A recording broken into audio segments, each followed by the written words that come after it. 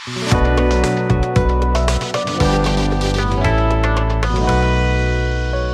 Student, डीएनजे academy में आपका स्वागत है।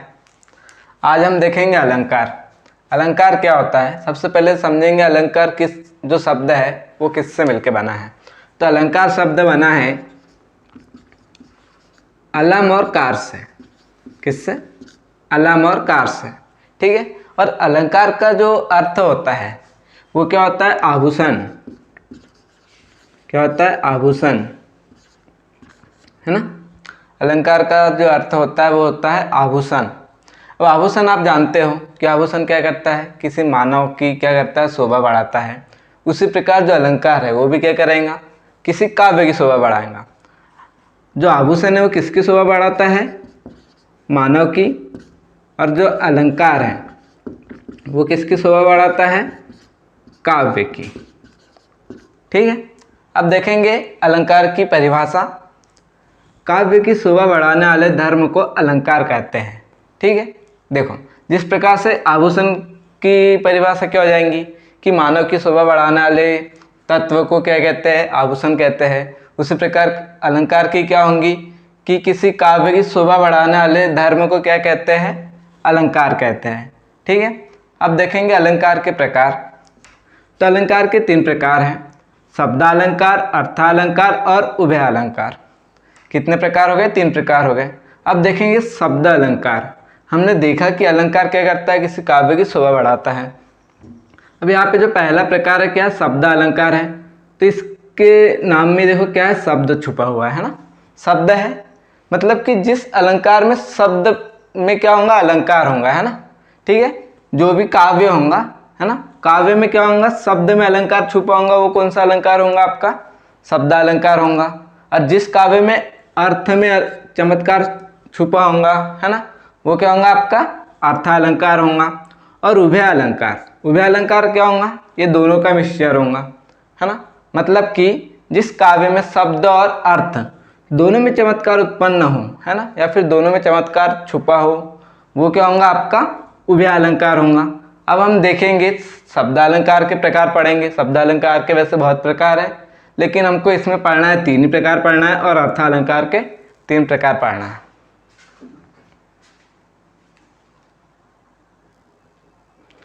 अब देखेंगे शब्दालंकार के प्रकार, ठीक है। शब्दालंकार के 3 प्रकार पढ़ना है। तो पहला देखेंगे अनुप्रास अलंकार। अब अनुप्रास अलंकार है तब इसकी परिभाषा देखेंगे।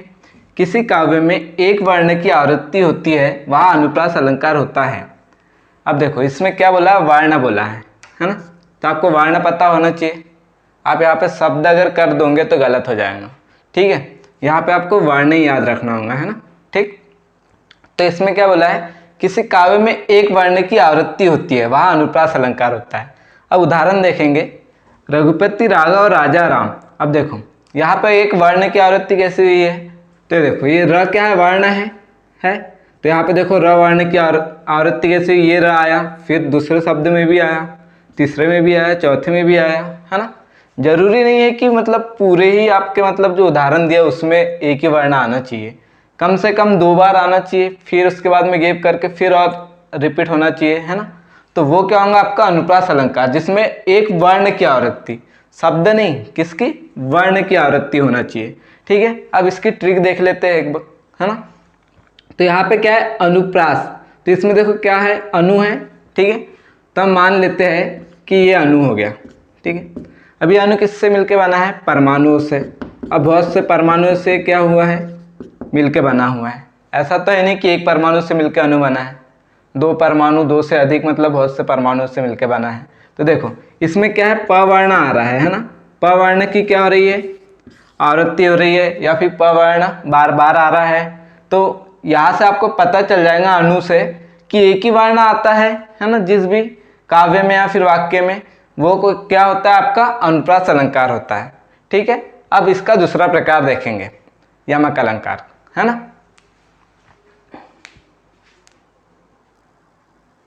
अब देखेंगे यमक अलंकार। तो यमक अलंकार की परिभाषा देखेंगे। जिस काव्य में किसी शब्द की आवृत्ति हो तथा उनके अर्थ भिन्न भिन्न हो वह यमक अलंकार कहलाता है। देखो अब क्या बोला है इसमें कि किसी काव्य में शब्द की आवृत्ति है ना, मतलब कोई शब्द है तो उसकी आवृत्ति क्या होगा कि जैसे यहाँ पे देखेंगे काली घटा का घमंड घटा। अब यहाँ पे जो घटा शब्द है इसकी आवृत्ति हुई है और एक बार आ चुका है ये, है ना, ठीक है। लेकिन इसमें क्या बोला है कि उनके अर्थ कैसे होना चाहिए, अलग अलग होना चाहिए, भिन्न भिन्न होना चाहिए। तो देखेंगे काली घटा का घमंड घटा। अब इसमें क्या बोला है, काली घटा का घमंड घटा। तब देखो यहाँ पे जो घटा शब्द है और यहाँ पे जो घटा शब्द है, दोनों का जो मतलब है ना, उनका जो अर्थ है कैसा है, अलग अलग है। कैसे, काली घटा मतलब जो बादल छा जाते हैं बारिश का वक्त है ना, एकदम काले काले बादल हो जाते हैं, तो वो काली घटा हुआ। का घमंड घटा, घमंड घटा मतलब कि घमंड का कम होना है ना, किसी घमंड का टूट जाना, ठीक है। तो वो यहाँ पे घटा मतलब कम ज़्यादा वाला है। और यहाँ पे जो काली घटा है वो कैसा है, ये बादल के लिए है, ठीक है। और यहाँ पे कम ज़्यादा के लिए है। तो यहाँ पे एक घटा का मतलब अलग निकल गया और एक घटा का मतलब अलग, मतलब कि क्या है, यमक अलंकार है। अब देखो आप जैसे याद भी रहेगा लेकिन कन्फ्यूज़न होता है कि कौन सी डेफिनेशन किसकी है, तो ट्रिक देखेंगे इसके लिए। यहाँ पे क्या है, यमक में यम है, यम। अब यम तो आपको पता ही है ना, देखा ही होगा यम है हम, ठीक है। तो देखो यम मतलब क्या हो गया, यमराज। ये भी क्या हो गया, यमराज। दो भागों में हमने इस प्रकार से बांटा कि एक स्वर्ग का ले लेते हैं और एक नरक का, ठीक है। दो भागों में हमने बांट लिया इस प्रकार से। तो देखो यम का मतलब यमराज हो गया, ये भी यमराज है और ये भी यमराज है, ठीक है। और ये भी घटा है और ये भी घटा है, ये भी सेम हो गए, ये दोनों भी सेम हो गए, ये दोनों भी सेम हो गए। लेकिन यहाँ पे क्या है, ये स्वर्ग के लिए और एक नरक के लिए, मतलब यमराज को भी हमने दो प्रकार से बांट दिया है।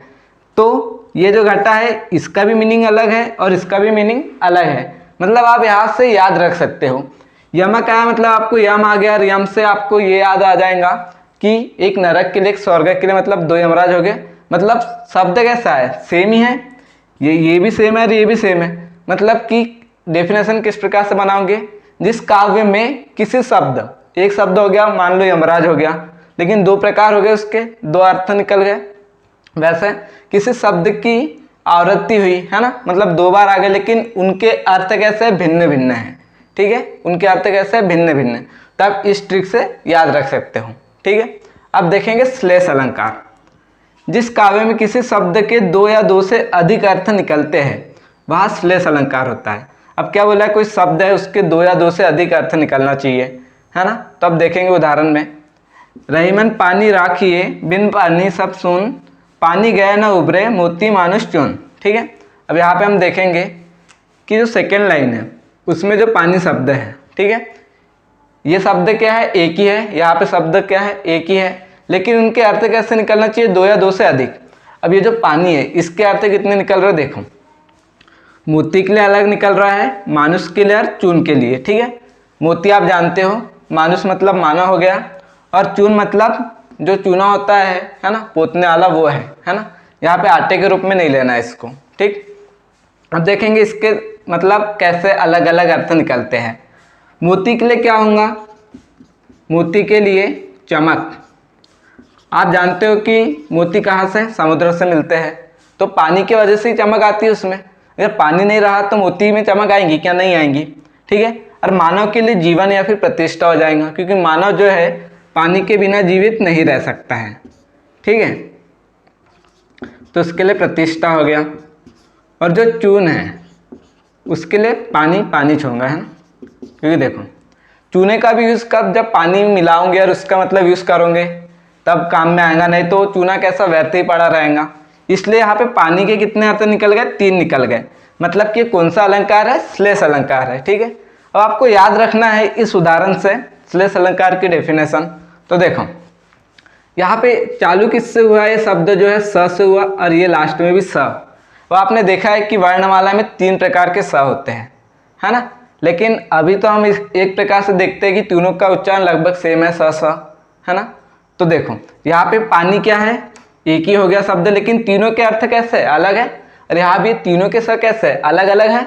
देखो यहाँ पे जैसे पानी का, मोती में चमक कब आती है, जब पानी में रहता है। अब हम ये तो नहीं कर सकते ना कि मानव को मोती की जगह पानी में रख दें, है ना, वो तो वैसे ही मर जाएगा, ठीक है। और यहाँ मोती को क्या करेंगे कि मानव की जगह मतलब मोती को रख देते और मानव को मोती की जगह पे, ठीक है। तो देखो अगर मोती की जगह मानव को रखते हो आप, तो मोती कहाँ होते हैं, समुद्र में, पानी में, ठीक है। तो पानी में जब मानव रहेगा तो मर जाएंगे वैसे ही, ठीक है। और यहाँ पे जो मोती है उसको आप मानव की जगह पे रखेंगे तो मानव क्या करता है, जल को ग्रहण करता है, पीता है। अब मान लो आप मोती को मानव की जगह रख रहे हो, तो आप क्या करोगे, मोती को फोड़ोगे फिर पानी पिलाओगे क्या उसको, नहीं ना। अगर ऐसा करोगे तो आपका मोती भी गया व्यर्थ और मानव भी गया व्यर्थ।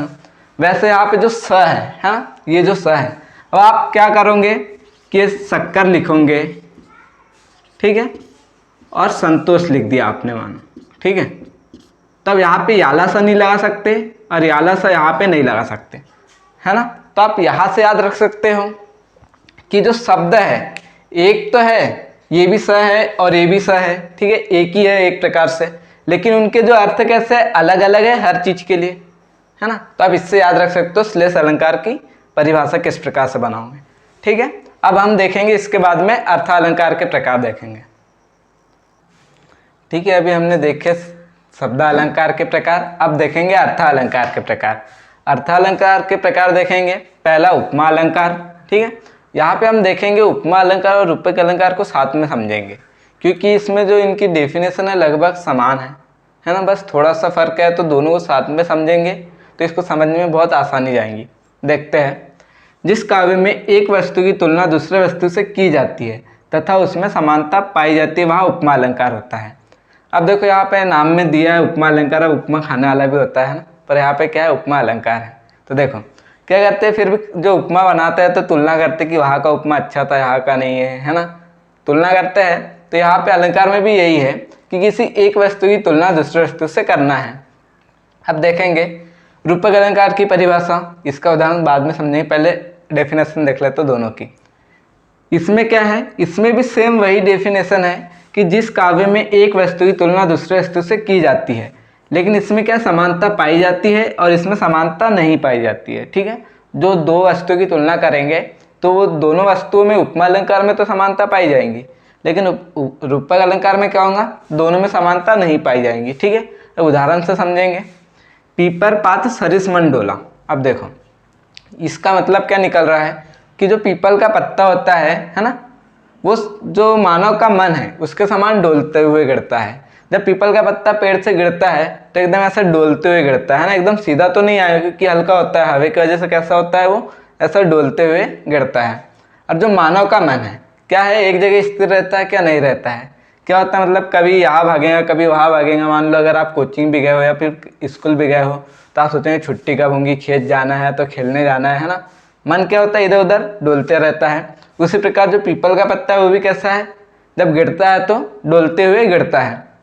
तो देखो पीपल के पत्ते की तुलना मानव के मन से की है तो दोनों में समानता है कि पीपल का पत्ता भी डोलता है और मानव का मन भी डोलता है, ठीक है। तो दोनों में समानता है यहाँ पे। तो हमने अभी देखा कि इसमें पीपल के पत्ते और मानव के मन में समानता है, ठीक है। अब यहाँ पे देखेंगे रूपक अलंकार। इसमें भी क्या है, एक वस्तु की तुलना दूसरे वस्तु से की जाती है लेकिन इसमें समानता नहीं पाई जाती है। अब देखेंगे उदाहरण, मैया मैं तो चंद्र खिलौना ले हूँ। अब जब क्या होता है, राम भगवान छोटे होते हैं तो चंद्रमा को देखकर क्या बोलते हैं कि मुझे वही खिलौना चाहिए। वो क्या कर रहे हैं, चंद्रमा की तुलना किससे कर रहे हैं, यहाँ पे खिलौने से, जो कि संभव है क्या, समानता मिल रही है क्या। अब चंद्रमा खिलौना कैसे हो सकता है, वो तो हो ही नहीं सकता। तो यहाँ पे समानता है क्या, देखो यहाँ भी चंद्रमा की तुलना किससे की है, खिलौने से, और यहाँ पे पीपल के पत्ते की तुलना मानव के मन से की है। मतलब दोनों जगह तुलना की गई है लेकिन इसमें समानता है और इसमें समानता नहीं है, ठीक है। तो आपको इतना याद रखना है कि रूपक अलंकार में समानता नहीं पाई जाती है, ठीक। अब देखेंगे उत्प्रेक्षा अलंकार।